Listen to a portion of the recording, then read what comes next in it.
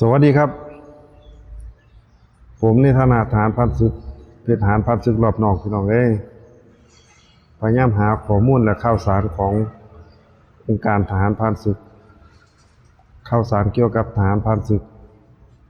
ก็อยากสิมีคำเสนอ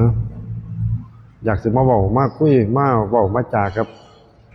เพื่อนๆทหารพันศึกบ่ว่าสิเป็นรุ่นน้องรุ่นพี่ได้รับฟังในแนวความคิดของทหารพันศึกรอบนอกว่ามีแนวความคิดเป็นจังไดซั่นเด้ออันดับแรกก็สิเว้าด้วยเรื่องของข่าวที่ว่ามีจดหมายจากทหารผ่านศึกเขียนไปถึงพรรคการเมืองซึ่งเป็นกระแสโด่งดังพี่น้องในลักษณะที่มันเขียนก็พูดถึงว่าอยากให้ตรวจสอบเรื่องการช่วยเหลือทหารผ่านศึกงบประมาณต่างๆบ่ว่าจะเป็นการกู้ยืมหรือเงินพดุงเกียรติ 3,500 ผู้ข่าวเพิ่งเคยได้ยินนี่แหละเงินพดุงเกียรติแต่ก็ได้รับความสนใจจากสังคมพอสมควรพี่น้องแต่ว่ามันก็มีแนวอยากสิเว้าคือกันว่าหลังจากนั้นองค์การทหารผ่านศึกได้ชี้แจงผ่านทางรายการของโทรทัศน์ของคุณสุรยุทธเป็นเรื่องที่อยากสิมีข้อเสนอแนวว่าองค์การทหารผ่านศึกคือบ่ใช้ช่วงเวลานี้ในการที่สิให้สังคมได้รับรู้ว่าทหารผ่านศึกหลายคนการช่วยเหลือมันบ่ได้ทั่วบ่ได้ถึงมันบ่ได้โลกสวยคือโดยองค์การได้เว้าไปกับชี้แจงไปกับทางรายการการชี้แจงไปก็คือเฮาได้รับรู้นั่นล่ะว่าองค์การในการช่วยเหลือทหารผ่านศึกช่วยเหลือเชิดชูเกียรติในสังคมช่วยเหลือเรื่องสวัสดิการต่างๆการฝึกอาชีพช่วยเหลือเรื่องนั้นเรื่องนี้โดยเฉพาะเงินกู้ยืมซึ่งมีการเขียนไว้ระบุในจดหมายเงินกู้ยืมที่ทางองค์การมีโครงการให้ทหารผ่านศึกได้กู้ยืมทางทหารผ่านศึกว่ากฎระเบียบมันหลายเพิ่นก็เลยชี้แจงว่าองค์การทหารผ่านศึกให้การกู้ยืมโดยใช้ระเบียบของธนาคารทั่วๆไปว่าซั่นว่ามันก็น่าคิดพี่น้องถ้าใช้กฎระเบียบเดียวกันก็ปล่อยให้เขาเฮ็ดไปบ่ดีกว่าบ่องค์การเอาเงินส่วนนี้ไปเฮ็ดทางอื่นซะเพื่อการไปช่วยเหลือแล้วก็เพิ่นบอกว่าเชิดชูเกียรติให้ทหารผ่านศึกมีเกียรติมีศักดิ์ศรีในสังคมช่วยให้ทหารผ่านศึกอยู่ได้โดยบ่เดือดร้อนอันนี้คือคำเว้าของเพิ่นนะเมื่อมีข้อมูลแล้วเฮาก็อยากให้องค์การทหารผ่านศึกได้ช่วยกระจายว่าสิ่งที่ท่านเว้าขึ้นมานั้นมันได้บ่ถูกบ่ถึงดอกทหารผ่านศึกมันมีหลายแทนที่สิใช้โอกาสนี้กระตุ้นสังคมว่าทหารผ่านศึกมีปัญหาอีหลีนะเพื่อรัฐบาลสิได้มาช่วยเหลือแก้ไขแต่ท่านกลับตอบไปว่าลักษณะโลกสวยนะก็เลยอยากสิมาเสนอแนวก็ขอขอบคุณสำหรับทหารผ่านศึกที่เขียนจดหมายเข้าไปถึงพรรคการเมืองอยากจะได้เห็นทหารผ่านศึกมีความกล้าลักษณะนี้หลายๆนะเพื่อพัฒนาองค์การบางคนก็บอกว่าอย่าทำร้ายองค์การทหารผ่านศึกว่าซั่นว่าในคอมเมนต์บางคนน่ะนะแต่ผมว่ามันบ่เป็นการทำลายมันเป็นการปรับปรุงบอกให้สังคมได้ฮู้ได้เห็นว่าองค์การเฮาเป็นจังได๋เพื่อสิได้ปรับปรุงให้ดีขึ้นให้ทั่วถึงขึ้นบ่แม่นว่ามิตรภาพสร้างดีหลายแต่ว่าความเป็นจริงมันเป็นอีกแบบนึงนะอันนี้เว้าถึงจดหมายของทหารผ่านศึกที่เขียนไปถึงพรรคการเมืองแล้วสิเว้าถึงต่อไปอีกในวันที่3กุมภาพันธ์ซึ่งเป็นมื้อของทหารผ่านศึกมื้อทหารผ่านศึกนี่คือเพิ่นให้ความสำคัญของทหารผ่านศึก ภาคส่วนในสังคมกระทรวงว่ามื้อนี้เป็นมื้อทหารผ่านศึกให้ความสำคัญการแสดงออกง่ายๆก็คือการขายดอกป๊อปปี้เพื่อนำทุนมาช่วยเหลือทหารผ่านศึกแต่ว่าช่วยเหลือได้ทุกคนบ่ยากพี่น้องเอ้ยเพราะทหารผ่านศึกมีหลายแต่ว่าเฮาเฮ็ดจังซี่มาหลายปีแล้วผู้ข้าก็มีแนวความคิดว่านอกจากใส่ดอกป๊อปปี้แล้วยังมีดอกแนวอื่นอีกบ่คือยังผู้ข้าได้เสนอไปน่ะการจำหน่ายดอกลันทมการจำหน่ายก็หมายถึงว่า1ดอกบ่กำหนดราคานะซื้อเท่าใดลดภาษีได้เท่านั้นเคยเสนอไปแล้วซื้อเท่าใดก็สามารถลดภาษีได้เป็น2เท่าตามกฎระเบียบขององค์การทหารผ่านศึกที่มีมานะอันนี้ก็คือข้อเสนอหนึ่งแล้วก็อยากให้กำลังใจกับน้องๆทหารที่อยู่แนวหน้าที่ได้ไปรบกับเขมรออกศึกทางหน่วยเหนือเพิ่นได้บอกว่าสิให้ช่วยเหลือให้ได้รับราชการต่อไปโดยให้คะแนนช่วยเหลือ 15% ซึ่งโอกาสมันก็หลายนะแต่อันนี้หมายถึงว่าสำหรับผู้ที่มีวุฒิการศึกษาเข้าตามเงื่อนไขแต่ว่าทหารผ่านศึกมันบ่ได้เข้าเงื่อนไขแบบนั้นทุกคนนะมันมีส่วนหนึ่งที่เขาออกรบแต่ว่าการศึกษาเขาวุฒิมันบ่ถึงส่วนนี้สิเอาไปไว้ไสซั่นเนี่ยคืออย่างสมัยก่อนผู้ข้าสิบอกให้ฟังเรื่องการเสียโอกาสของทหารที่เขาไปรบเพื่อชาติในสมัยปี30เพิ่นก็มีการรับสมัครทหารลักษณะนี้คือกันโดยการแข่งขันกันในการเทศร่างกายรับผู้ที่แข็งแกร่งที่สุดเข้าไปนะแต่ว่าเขาไปรับราชการเขาไม่ได้แต่ว่าตอนเงื่อนไขเพื่อรับบ่ได้กำหนดวุฒิการศึกษาผู้ใดที่สามารถเทศร่างกายผ่านเข้าไปได้ก็ได้เป็นแต่เวลาสิไปต่อนั่นก็คือเงื่อนไขว่าผู้ใดจบม.6 ค่อยไปต่อได้ซึ่งผู้ที่เรียนกำลังเรียนอยู่ผู้ขากำลังเรียนม.5 เข้าไปเป็นทหารโอกาสที่สิเรียนมันบ่มีสมัยแต่ก่อนนะโอกาสที่สิเพิ่มวุฒิเจ้าของมันบ่มีอยู่ไปก็เสียโอกาสซื่อๆนะก็เลยลาเพราะว่ามันบ่มีโอกาสกฎระเบียบที่มันตั้งไว้คือวุฒิม.6 ผู้ข้าก็เลยไม่เห็นว่าน้องๆที่เป็นทหารเวลาเป็นทหารเกณฑ์นี่เพิ่นบ่ได้รับมีกฎระเบียบได้ว่าจบม.6 ก็ได้เป็นทหารได้ผู้ใดก็สามารถไปเป็นได้นะพอไปเปลี่ยนแล้วไปรบไปเสียสละเพื่อชาติอยากสิเป็นต่ออีกเจอกำแพงการศึกษาพี่น้องไปต่อบ่ได้ผู้ข้าก็อยากฝากถึงผู้มีอำนาจผู้หลักผู้ใหญ่ได้พิจารณาเห็นความสำคัญของทหารในส่วนนี้คือท่านรับเขาไปแล้วถ้าบ่เข้าเกณฑ์คือปล่อยถิ่มนะ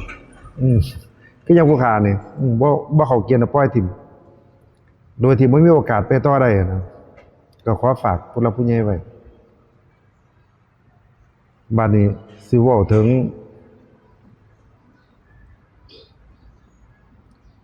องค์การทหารผ่านศึกที่ผู้ข้าอยากเห็นคือองค์การที่ให้ความช่วยเหลือกับทหารผ่านศึกอีหลีนะจากงบประมาณที่มีจำกัดนี่แหละ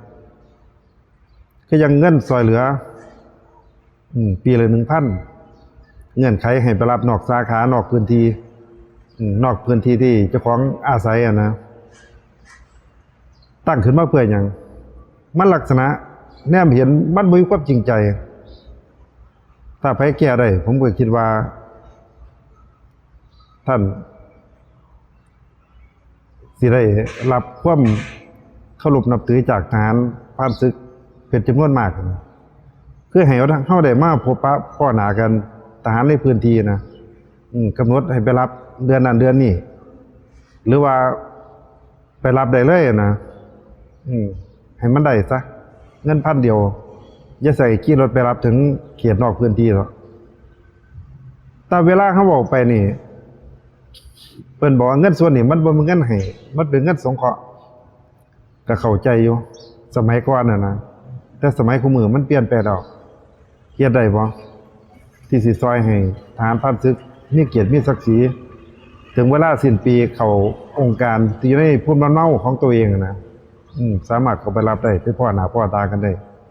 ว่าคนในพื้นที่หรือทหารผ่านศึกกันนี่มีหน้าตาเป็นจังได๋แน่นะบ่ได้เข้าในองค์การไปพ้อพวกไปรับเงินมีแต่จักมาจากทางไหนอะนะอันนี้พวกข้าอยากเสนอเนี่ยไปกับองค์การซะเนี่ยถ้าเฮ็ดได้พวกข้าก็ว่าดีนะถ้ามีความจริงใจที่จะให้อีหลีนะบ่น่าให้มีเงื่อนไขยุบยับพี่น้องเอ้ยบัดนี้อยากสิเสนอเรื่องเกี่ยวกับการเชิดชูเกียรติของทหารผ่านศึกผู้ที่เสียชีวิตไปแล้วหมายถึงว่าพุ่งหลีดจากองค์การทหารผ่านศึกนี่หลายคนเรียกร้องว่าน่าสิให้น่าสิมีนะแต่ว่าฟังแล้วว่าทางองค์การเพิ่นบ่มีงบประมาณในส่วนนี้เสียมาให้ผู้ข้าก็เลยมีแนวความคิดว่าแค่พุ่งหลีดพุ่งเดียวนะการตายหรือการเสียชีวิตมันสิต้องไปแจ้งได้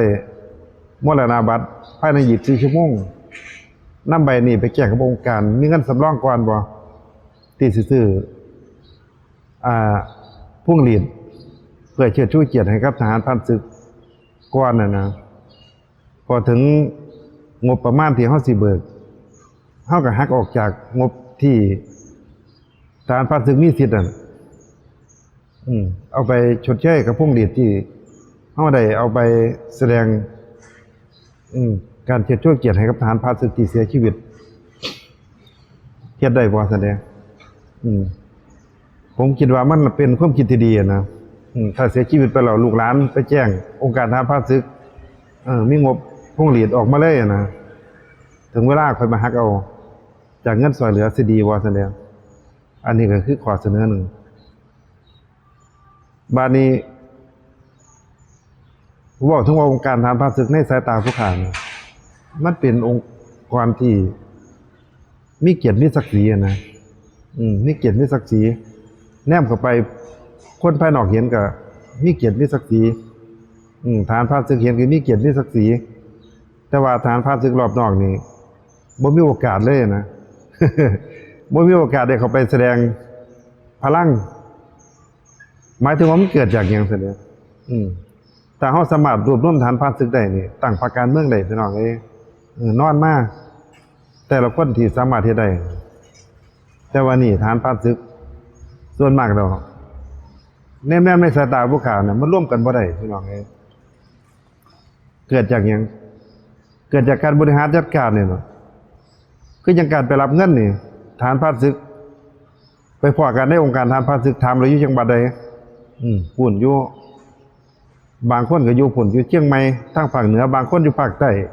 บางคนอยู่อีสานใต้บางคนอยู่อีสานเหนือมันเกาะกลุ่มกันบ่ได้พี่น้องเอ้ยถ้าเฮาสามารถรับในเขตพื้นที่เดียวกันได้นี่เกาะกลุ่มกันได้ไงเรามาเสียดมีพลังเกรียงไกรเฮ็ดหยังก็ว่าตามกันไปง่ายพี่น้องเอ้ยก็อยากให้องค์การแนมเห็นความสำคัญของการจัดตั้งลักษณะนี้โครงการต่างๆที่มันบ่จำเป็นหรือมันซ้ำซ้อนกับแนวอื่นหรือต้องการหวังผลกำไรก็หยุดไว้เศร้าซะบ่ต้องไปเฮ็ดดอกก็ยังโครงการกู้ยืมเนี่ยนะคันใช้กฎระเบียบของสถาบันการเงินก็ยังเพิ่นว่านั่นก็บ่ต้องไปเฮ็ดดอกให้เขาไปกู้กับธนาคารซะง่ายกว่านะบ่ต้องมาเสียเวลาบ่ต้องมาเสียงบประมาณบ่ต้องมาเสียคนบ่ต้องมาเสียกำลังต่างๆกันนะเรื่องงบประมาณที่มันบ่จำเป็นกับทหารผ่านศึกแล้วก็อยากสิบอกอีกเรื่องนึงคือทุนการศึกษาก่อนสิไปเป็นทหารผ่านศึกนี่เขาบ่ได้เลือกเด้ว่าเจ้าต้องจบนั่นจบนี่มาบ่ต้องเลือกว่าครอบครัวเจ้าสิพร้อมบ่พร้อมถ้าเจ้าได้มาเป็นทหารแล้วจบภารกิจมาได้ใบพัดศึกไปเวลาเฮาสิไปขอความช่วยเหลือทุนการศึกษาลูกทุนการศึกษาเต้าเฮ พิ่นก็ให้สอบแข่งขันกันลางคนว่าถึงแล้วผู้ขาแนบเบียนก็บ่ตัดสินน่ะนะต้องสอบแข่งขันกันว่าซั่นว่าแล้วทหารผ่านศึกรอบนอกคือยังผู้ขานี่บ้านนอกคอกนาพี่น้องเอ้ยลูกเต้าหาปูหาปลากิน อยากได้ทุนการศึกษามันสิได้บ่อันนี้ก็ลองคิดเบิ่งนะครับทุนการศึกษานี่ถ้าสิเป็นการกุศลอีหลีก็จับฉลากให้ซะไผมีลูกมีเต้าทั้งเกณฑ์ก็เฮ็ดไปไผโชคดีก็ได้ไปคือยังเฮาจับใบดำใบแดงมันสิดีบ่ซั่นเด้อ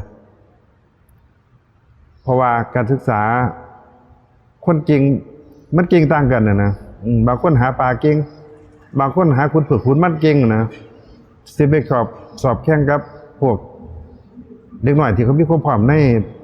เมืองในอำเภอในจังหวัดมันยากผู้ขาเลยมีความคิดว่าจับฉลากเอาเลยคือยังใบดำใบแดงบ่ก็ พอถึงระดับนี้แล้วผู้ขาก็บ่มีแนวความคิดว่าถือบ่ถือกันนะก็อยากฟังความคิดเห็นของทหารผ่านศึกที่ได้เข้ามาฟังผู้ขาในมื้อนี้อันนี้เว้าถึงทุนการศึกษาบัดนี้เว้าถึงเงินช่วยเหลือทหารผ่านศึกหรือว่าเงินพดุงเกียรติมันต้องช่วยกันอีหลีนะองค์การต้องเป็นหัวจักรเป็นหลักในการผลักดันมันสิสำเร็จง่ายการที่ท่านผลักดันคือการที่ท่านเสนอข่าวให้สังคมได้รับรู้ว่าทหารผ่านศึกยังมีความเดือดร้อนหลายต้องการใช้เงินพดุงเกียรติต้องการช่วยเหลือจากสังคม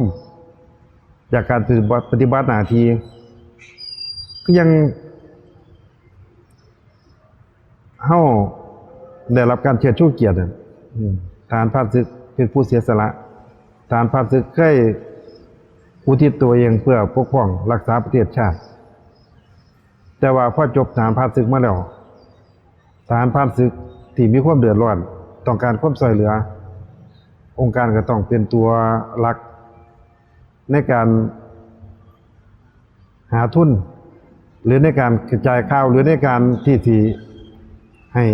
ประสบความสำเร็จบ่ได้มีข่าวออกมาแล้วก็ท่าน